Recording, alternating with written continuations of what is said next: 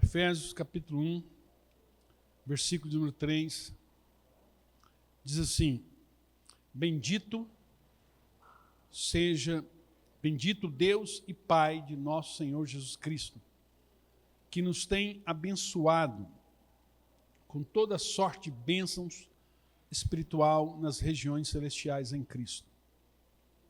Agora presta atenção. Assim como nos escolheu nele,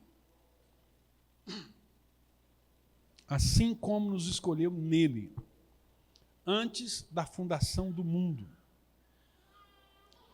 para sermos santos e irrepreensíveis perante Ele em amor. E nos predestinou para Ele, para a adoção de filhos, por meio de Jesus Cristo, segundo o beneplácito da sua vontade.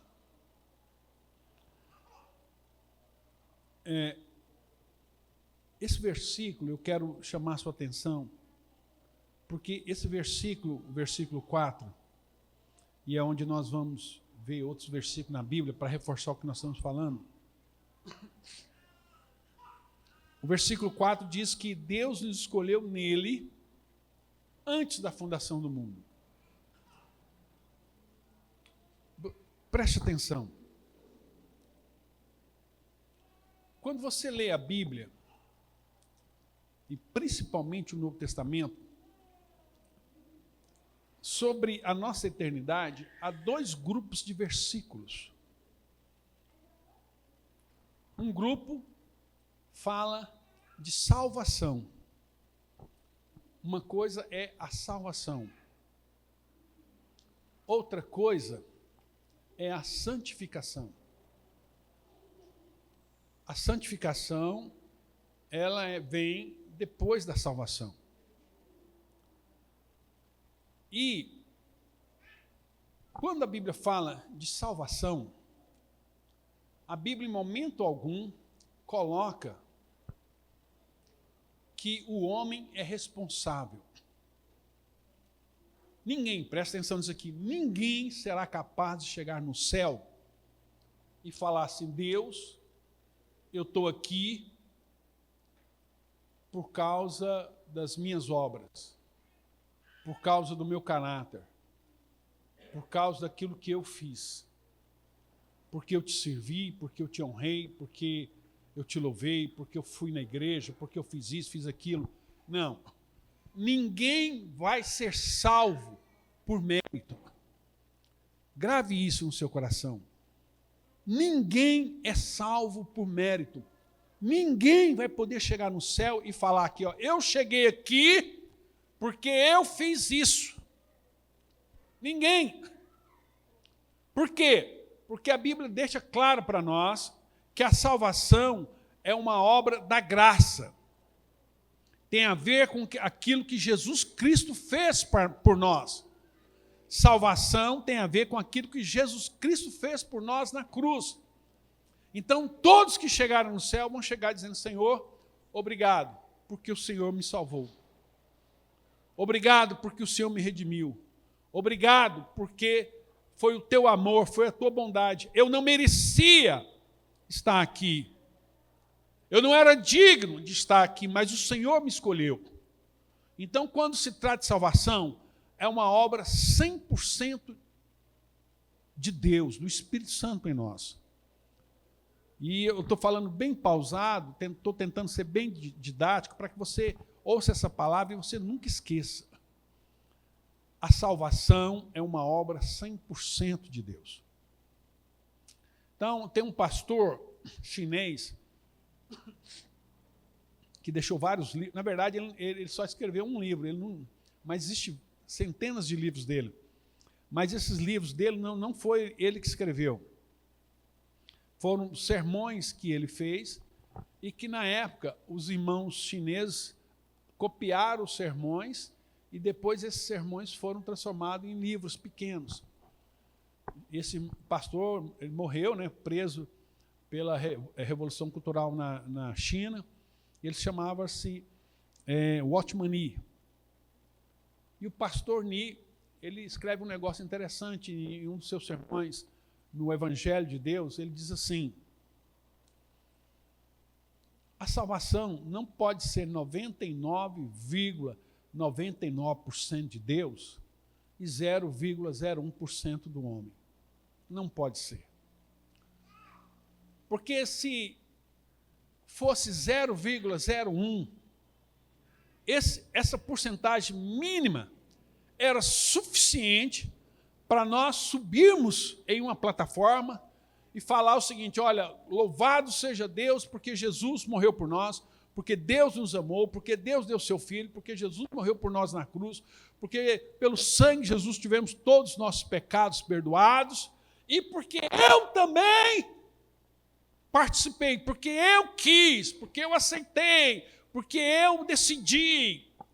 Esse 0,01% era suficiente para nós roubarmos a glória de Deus na salvação. Por isso que a salvação é uma obra completa. Paulo diz assim em Efésios 2, né? Pela graça sois salvos por meio da fé. Isso não vem de vós. Vou repetir, Efésios 2,10. Porque pela graça sois salvos por meio da fé. A salvação é pela graça, por Jesus, por meio da fé. E isso, nem a graça, nem a fé, vem de vós, é dom de Deus, é Deus que dá isso para nós. Então a salvação é um presente de Deus para nós. Então a salvação é 100% obra de Deus. Ponto. Agora, eu fui salvo, você foi salvo, nós fomos salvos. E para que nós fomos salvos? Qual o motivo? E aí muitos crentes se equivocam, muitos crentes acham o seguinte: foram ensinados que Jesus nos salvou para morar no céu. Não foi isso, meu irmão. Esse não é o propósito da nossa salvação. Então, o que acontece? Tem muita gente trabalhando para ir para o céu. Tem muita gente fazendo coisa boa para ir para o céu. Porque eles acham que é o mérito deles que vão garantir a salvação. Então eu não vou fazer isso, porque aí eu não vou para o céu. Eu não vou fazer aquilo, porque eu vou perder a minha salvação. E as pessoas creem que elas podem ganhar ou perder de acordo com a obra deles. Mas por que muitas pessoas pensam assim? Elas pensam assim porque foram ensinadas ao seguinte: você tem que fazer por merecer a salvação. Porque por que nós temos dificuldade em crer que Deus nos salvou gratuitamente? Porque nós pensamos assim: ninguém faz isso. Ninguém faz, como diz um ditado, não existe almoço grátis. Alguém está pagando uma conta. E é verdade. A sua salvação, ela é pela graça, mas ela não é de graça. Alguém pagou a conta. Mas não foi você. A nossa salvação é um dom, como Paulo diz, é um dom que Deus nos deu. Mas Deus nos salvou para quê? Qual o motivo? E a Bíblia fala isso tão claramente, em tantos lugares, mas as pessoas parecem que não enxergam. E é isso que eu quero compartilhar com vocês. Esse texto nós estamos lendo aqui com vocês, capítulo 1, versículo 4, vamos ler de novo aqui, Paulo diz assim: assim como nos escolheu nele, antes da fundação do mundo. Em primeiro lugar, sabe por que você não faz parte, você não faz parte do processo? Porque Deus nos escolheu antes da criação do mundo. Então você nem existia para você dar palpite. Antes da fundação do mundo, mas qual o propósito para o qual Deus nos salvou? Para sermos santos e irrepreensíveis perante Ele. E agora aqui que muda as coisas. Porque se a salvação é uma obra 100% de Deus, a santificação não. E na teologia tem dois princípios quando você fala de salvação. Tem a salvação instantânea, que é aquela que o ladrão da cruz recebeu lá, né? Quando ele cara é bandido, é ladrão, fez tudo errado na vida, deu tudo errado. Foi julgado, condenado e crucificado. O cara está lá. O cara é bandido. Mas lá na cruz, ele conheceu Jesus. Lá na cruz ele conheceu Jesus, e ele viu Jesus, e ele creu no Senhor Jesus Cristo. O cara estava crucificado. E como é que nós sabemos que ele creu? Porque ele começa dizendo o seguinte, ele repreende o cara, porque o sintoma de que uma pessoa é salva, primeiro é o arrependimento. É que, primeiro ele reconhece Jesus como Senhor e Salvador, se arrepende de todos os seus pecados, confessa o seu pecado. Então, são sinais de salvação. Eu recebi Jesus. E qual a prova que eu recebi Jesus no meu coração? É que eu me arrependo dos meus pecados e eu confesso os meus pecados. Eu assumo, eu não transfiro a minha responsabilidade. Eu pequei. E aí, quando o ladrão da esquerda falou para Jesus assim, olha, se tu és filho de Deus, quer dizer, o cara, ele não crê. Se você é filho de Deus, desce dessa cruz, salva-te a ti mesmo e aproveita e salva nós também. Tira eu e o fulano aí, ó. Aí, se você fizer isso por nós vamos crer em você. Aí nós vamos crer que você é filho de Deus mesmo. Então, o que esse cara queria? Esse cara queria Jesus? Não. O que ele queria? Ele queria safar da morte.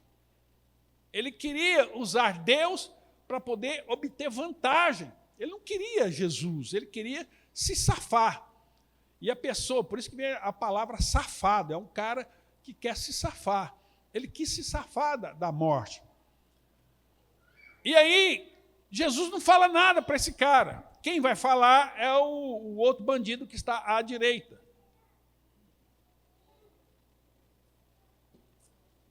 O bandido que está à direita fala assim para ele, olha, você não teme a Deus, mesmo estando em igual condição a Ele? Olha só, aquele cara reconheceu Jesus como Deus. Ele reconheceu Jesus como Messias. Ele diz, você não teme a Deus, mesmo estando em igual condição a Ele? Nós estamos aqui porque nós merecemos. Nós somos bandidos. Olha aqui, ele confessando seus pecados. Nós merecemos, nós estamos aqui por causa das coisas que nós fizemos. Mas esse justo, o que ele fez? E aí, esse bandido da direita chega para Jesus e fala assim, Senhor! Ele chama Jesus Cristo de Kyrios, de Senhor. Senhor do universo, Deus. Lembra-te de mim quando entrares no teu reino. Então, esse cara deu provas genuínas que ele havia se arrependido, havia confessado seus pecados e reconhecia Jesus como Senhor e Salvador. A Bíblia diz, todo aquele que invocar o nome do Senhor será salvo. E esse cara, então, aí Jesus fala assim para ele, hoje mesmo você estará comigo no paraíso. Igual Jesus falou para Zaqueu, hoje mesmo, hoje entrou salvação nessa casa. Então, aquele bandido morreu poucas horas depois. E a Bíblia diz que aquele bandido ali da direita, aquele ladrão que estava na cruz, do lado direito de Jesus, entrou no céu, entrou no paraíso. Mas aquele cara, como que ele entrou no paraíso? Ele merecia, ele não é bandido, mas ele entrou por causa do sangue de Jesus Cristo derramado, porque ele reconheceu Jesus como seu Senhor e Salvador. E ele, no momento que ele creu, ele recebeu aquilo que nós vamos chamar de salvação, de santificação instantânea. Todos os pecados dele foram perdoados, todos. Todos os seus pecados foram perdoados. É como se ele nunca tivesse cometido pecado. Agora ele está santo, lavado, redimido, puro diante de Deus, e o cara morre. Então isso é salvação instantânea. Mas, e todos nós passamos por esse processo, mas quando nós depois de sermos santificados, nós agora temos uma jornada para frente. Eu passei por esse processo, eu tinha 17 anos de idade, quando eu conheci Jesus. Mas agora, né, já se passaram mais de 40 anos. Então, eu estou numa jornada, numa caminhada, vocês também. E aí o seguinte, agora nós precisamos desenvolver, Pedro vai chamar isso, desenvolver a salvação. O que é desenvolver a salvação? Nós temos que nos santificar. Olha o texto. Deus nos salvou para sermos santos e irrepreensíveis perante Ele. O que Deus quer de mim agora que Ele me salvou? Que eu viva uma vida de santidade. O que Deus quer de você? Seja santo. O que Deus quer de nós? Santidade. E santidade, presta atenção, é por isso que tem muitas pessoas que confundem, porque ao passo que a salvação é um dom de Deus, a santificação não. A santificação é um processo entre eu e Deus, eu e o Espírito Santo agora. O Espírito Santo chega para mim e fala: Júlio, agora você nasceu de novo, agora você é nova criatura, agora você vai parar com essas palhaçadas, você vai abandonar o pecado, agora você vai ser uma nova criatura, agora você vai viver uma nova vida, você vai ter a sua vida transformada, e eu vou te ajudar nesse processo, nós dois juntos, eu e você. A santificação é um processo entre eu e Deus. Então, ela é conjunta, não é uma coisa que só, não é pela graça. A santificação não é pela graça, no sentido assim de que eu não tenho que fazer nada. É pela graça no sentido de que agora o Espírito Santo e eu, mas Deus não pode me salvar, Deus não pode me santificar se eu não tomar uma atitude. Se eu não subjugar a minha vontade. Se eu não reagir, se eu não decidir. Por isso que a Bíblia nos ensina a jejuar. O que é o jejum? Agora à tarde, eu falava com o meu neto. E eu aproveitei uma situação para ensinar. Todo momento eu procuro aplicar verdades, ensinamentos na vida desses meninos. Não só do meu neto, mas toda criança. E eu estava falando para ele uma coisa que eu até falei para a igreja hoje de manhã. Um ensinamento de Santo Agostinho. Na verdade, é da Bíblia, de Paulo, que Agostinho trouxe mais amplitude, como filósofo que era, né? Que ele fala o que é liberdade. O que é liberdade? Porque liberdade não é eu fazer o que eu quero. Preste atenção. Irmã, pode deixar ele, não atrapalha não. Liberdade não é você fazer o que você quer. Tem gente que fala assim, não, eu sou livre. Eu sou livre, eu não dependo de nada, eu sou livre. Eu sou livre porque eu faço o que eu quero. Gente, quem faz o que quer não é livre, é escravo da sua vontade.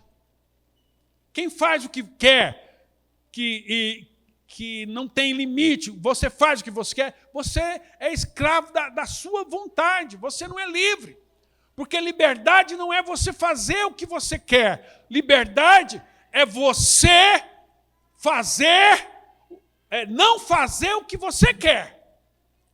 Vou repetir, liberdade não é fazer o que você quer, liberdade é não fazer o que você quer. Eu queria muito isso, mas não vou fazer porque não é o melhor para a minha vida. Isso não é o melhor para mim, isso não é o melhor para a minha família, isso não é o melhor para a minha casa, isso não é o melhor para os meus negócios. E eu pegava o meu neto de 10 anos e falava assim para ele, fala um negócio para você, quantas horas você ficou na televisão aí? Ele disse, 4 horas. Eu falei, quanto tempo você gastou orando e falando com Deus hoje? Ele, só o tempo que eu fiquei na salinha. que você acha que Deus está achando disso? Eu acho que ele não está achando bom. E eu disse para ele assim, o que você acha que na cabeça de Deus era o melhor para você? E eu falei, aí eu comecei a falar essas coisas para ele, isso não é ser livre.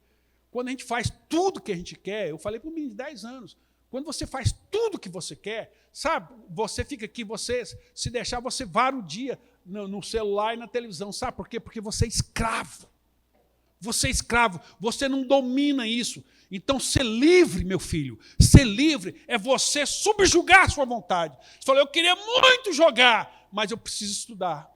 Eu preciso estudar inglês, eu preciso estudar matemática, eu preciso, né? E eu sempre coloquei isso na cabeça dele, que a importância desses princípios. Você precisa ler livros, você precisa entender, e eu gasto tempo com ele, todo o tempo que eu posso gastar com ele falando essas coisas, ensinando princípios e valores. Olha, você precisa entender que a vida não... Eu falei assim, o seu pai, você está indo para os Estados Unidos agora quarta-feira, você acha que isso não era o melhor, você ir, viajar, conhecer o mundo inteiro, mas quem é que vai trabalhar? Quem que vai pagar as contas? Quem vai pagar a sua escola? Isso custa dinheiro. Você acha que o seu pai não queria ficar à toa, jogando bola, videogame também? Por que seu pai não faz isso? Porque o seu pai tem responsabilidade, tem compromisso, e você precisa entender que tudo tem valor. Você precisa mudar, você não pode ser esse menino que vai ficar preso a essas coisas, você tem que ser livre. E você hoje, você é um escravo dessa tecnologia, você não pode ser escravo. E da mesma forma, eu falei para o menino de 10 anos, falo para todos nós aqui, você não pode ser escravo de coisa alguma. A Bíblia fala em Gálatas 5, foi para a liberdade que Cristo nos libertou. Jesus disse, eu não faço o que eu quero, mas eu só faço aquilo que meu Pai mandou fazer. Então, Jesus nos falou isso, ele nos disse isso. Liberdade não é fazer o que você quer. Liberdade é você fazer o que tem que ser feito. E Santo Agostinho disse isso, resumiu tudo isso que eu falei para vocês aí, em 10 minutos, numa frase. Ame e faça o que você quiser. Ame e faça o que você quiser. Porque tudo que é fruto do amor é bom. Então, nem tudo que eu quero é bom. Todos nós somos tentados em muitas coisas. E por que nós falamos não? Porque não é o melhor para mim, não é o melhor para meus filhos, não é o melhor para o meu casamento. Não é o melhor.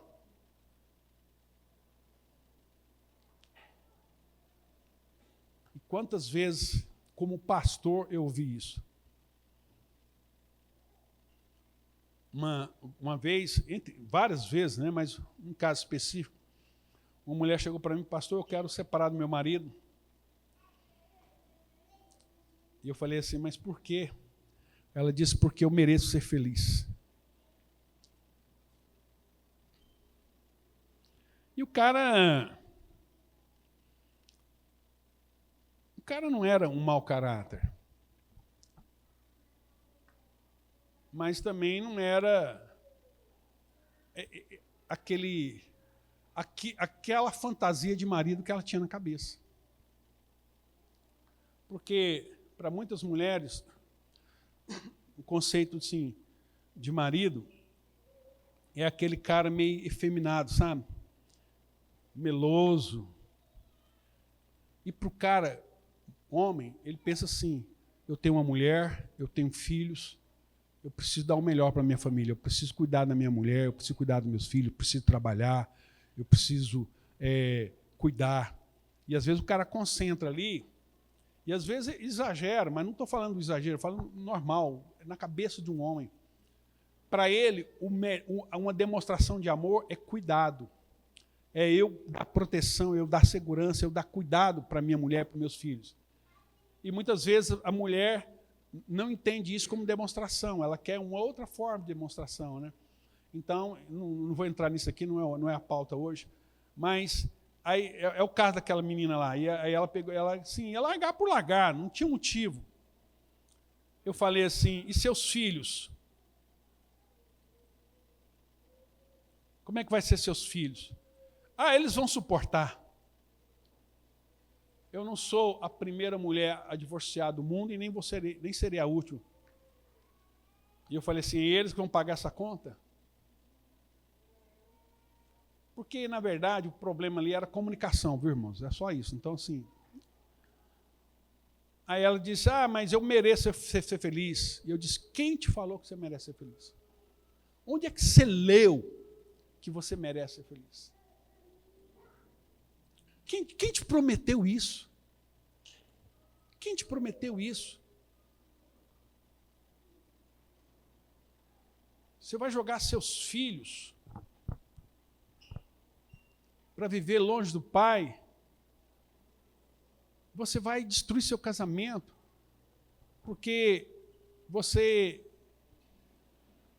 Ela não tinha motivo aparente, a não ser assim, aquela insatisfação, sabe? E aí muitas pessoas, em nome da felicidade deles, eles querem destruir tudo. Paulo está dizendo para nós que nós fomos eleitos e predestinados por Deus para sermos santos, para vivermos uma vida de santidade. Eu quero ler com vocês também Romanos, capítulo número 1, versículo 5. Olha o que diz a palavra de Deus aí para nós. Romanos 1, capítulo número 1, versículo 5.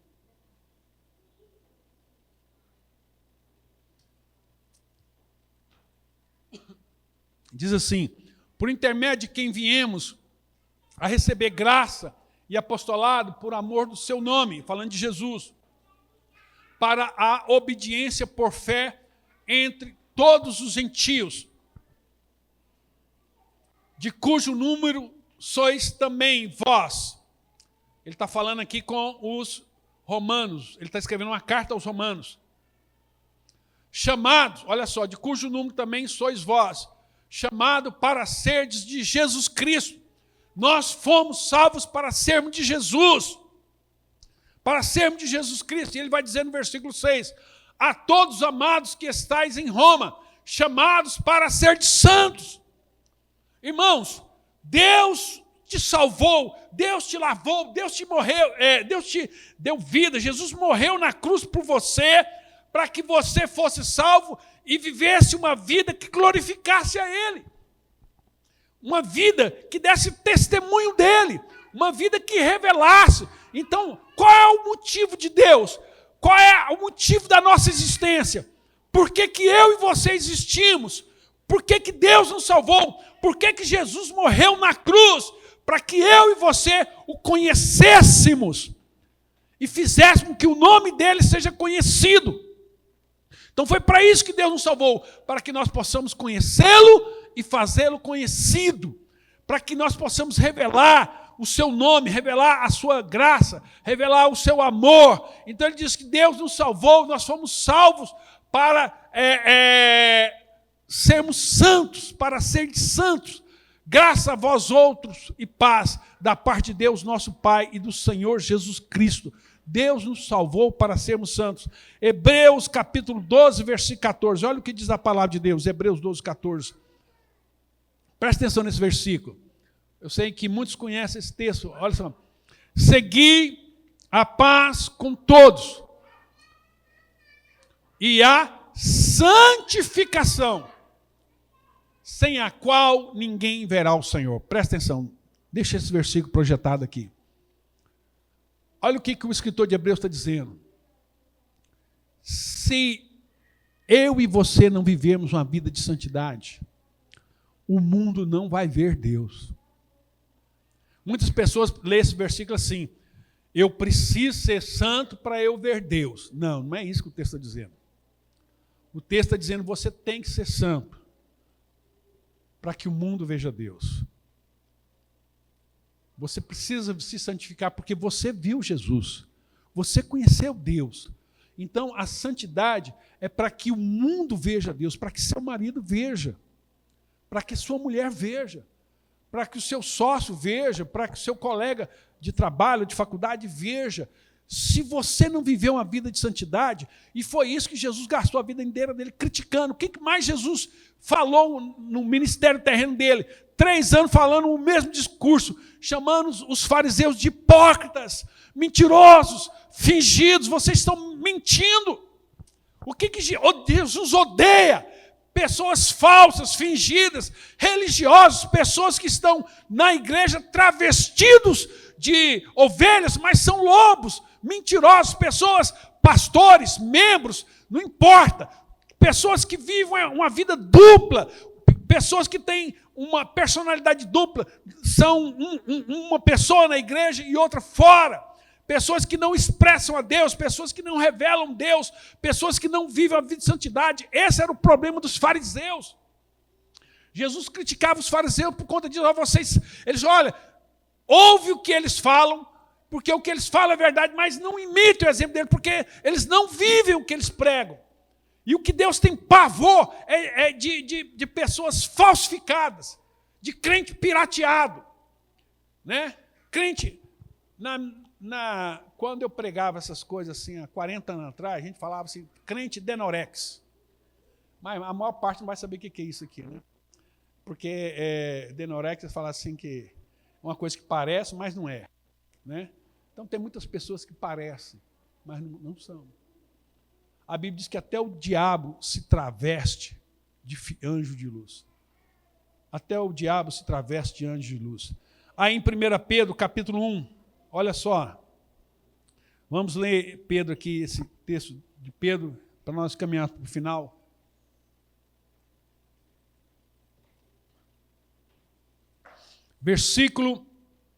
A partir do versículo de número 14. Primeira carta do apóstolo Pedro, capítulo 1, versículo 14, diz assim: como filhos da obediência, não vos amoldeis às paixões que tinhas anteriormente na vossa ignorância. Não vos amoldeis. Ele continua. Pelo contrário, segundo é santo aquele que vos chamou, tornai-vos santos também vós mesmo em todo o vosso procedimento. O Deus que te salvou é um Deus santo. E esse Deus exige que você seja santo.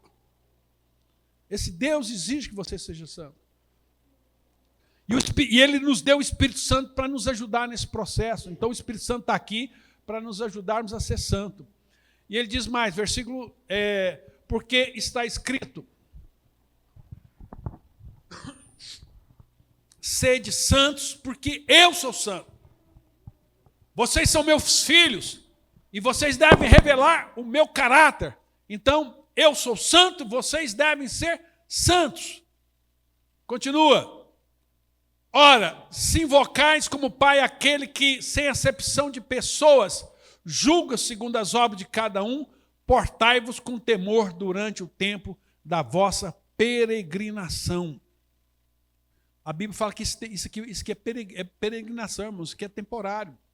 Ora, se invocais como Pai aqueles que, sem acepção de pessoas, julgam segundo as obras de cada um, portai-vos com temor durante o tempo da vossa peregrinação, sabendo que não foi presta atenção, sabendo que não foi mediante coisas corruptíveis como prata ou ouro que foste resgatado do vosso fútil procedimento que vossos pais vos legaram, mas pelo precioso sangue como de cordeiro, sem defeito e sem mácula, o sangue de Cristo. Por isso que nós temos que ser santo, porque nós somos comprados por alto preço. Conhecido, diz o versículo 20, né? Com efeito, antes da fundação do mundo, Jesus morreu por nós antes da fundação do mundo. Porque antes do mundo ser criado, Ele bancou isso. Ele já dispôs a dar a vida por nós. Há 2000 anos atrás, só revelou o plano de Deus, que era um plano eterno. Ele diz, mas, porém, manifestado no fim dos tempos, há 2000 anos agora, né, 2000 anos atrás, por amor de vós. E no capítulo 2, versículo 9 dessa mesma epístola, Pedro diz assim, capítulo 2, versículo 9 e 10. Olha o que Pedro diz. Fala da sua identidade, meu irmão e minha irmã. Vós sois raça eleita. Quem nós somos, irmãos? Raça eleita. Vou repetir de novo. Quem nós somos? Raça eleita. Sacerdócio real. Ou seja, o papel do sacerdote é de ministrar em nome de Deus. de falar em nome de Deus. Nação santa. Povo de propriedade exclusiva de Deus. É isso que nós somos. Vou repetir. Nós somos raça eleita. Sacerdócio real. Nação santa. Povo de propriedade exclusiva de Deus. É isso que você é, meu irmão. É isso que você é, povo de propriedade exclusiva de Deus. Você é nação santa, você é sacerdote de Deus. Você pertence a Ele. A fim, olha só, quem nós somos e nossa responsabilidade, a fim de proclamar, de anunciar as virtudes daquele que vos chamou das trevas para a sua maravilhosa luz. Ele te salvou, Ele te redimiu, Ele te santificou, agora junto Ele te santifica, e você e Jesus agora, junto, o Espírito Santo dentro de você, você proclama, agora você faz com que o nome dEle seja conhecido. Você conheceu a Deus, e agora você vai fazer o nome dEle conhecido, que vos chamou das trevas para a sua maravilhosa luz. Versículo 10, ele fala assim: vós, sim, que antes não erais povo, vocês não pertenciam a Deus, mas agora sois povo de Deus, que não tinhais alcançado misericórdia, mas agora alcançaste misericórdia. Volta o versículo 9 aí, Guilherme. Presta atenção, irmãos. O que o texto diz? Vós sois raça eleita. Diga comigo, eu sou raça eleita, sacerdote de Deus, nação santa, povo de propriedade exclusiva de Deus.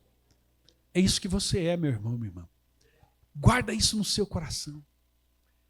Esse versículo, deixa eu confessar algo para você. Esse versículo é o versículo que eu mais recito na minha vida.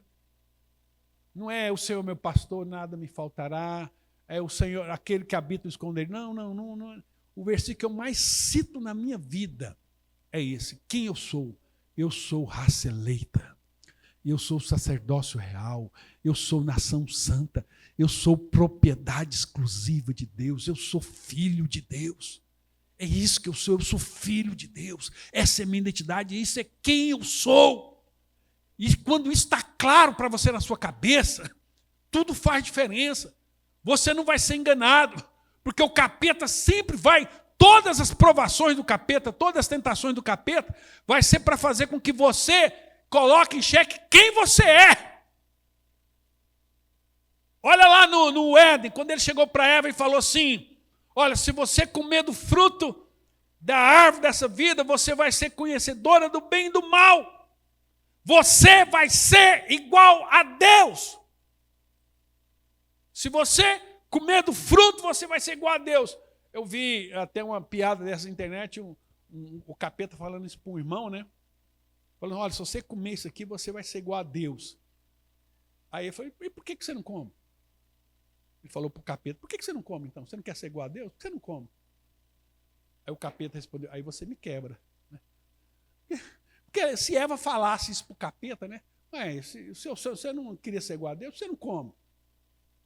Sabe, o capeta sempre vai... Quando ele foi tentar Jesus, ele diz, ó, se você é filho de Deus, transforma essa pedra em pão. Se você é filho de Deus, pula daqui de cima. Se você é filho... O capeta sempre vai questionar a sua identidade. Então tenha em mente quem você é.